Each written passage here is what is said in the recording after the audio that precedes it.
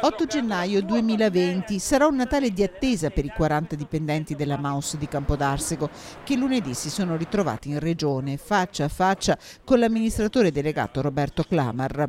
Piccoli passi in avanti da una parte e dall'altra dopo i 14 licenziamenti annunciati dalla proprietà per garantire la sopravvivenza dell'azienda. C'è la possibilità che finalmente l'azienda torni sui suoi passi e si possa discutere rispetto agli esuberi, tenendo conto anche delle prerogative che abbiamo posto come sindacato. Situazione difficilissima e tesa per i 45 dipendenti della Agrix di Villafranca Padovana, che in questa giornata di vigilia sono stati ricevuti dal sindaco Fausto Dorio. Il sindaco ha manifestato assolutamente la vicinanza ai lavoratori e anche un impegno fattivo dell'amministrazione comunale a trovare una soluzione che sblocchi la situazione. Ai dipendenti dell'azienda specializzata nella produzione di essiccatoi per cereali e macchine per l'agricoltura, un portafoglio ordini di 3 milioni di euro in tasca, non sono stati pagati lo stipendio di novembre e la 13ª. Il futuro appare incerto. Ispirarli in questo momento c'è solo le azioni che stiamo mettendo in campo come lavoratori, perché dalla proprietà non arrivano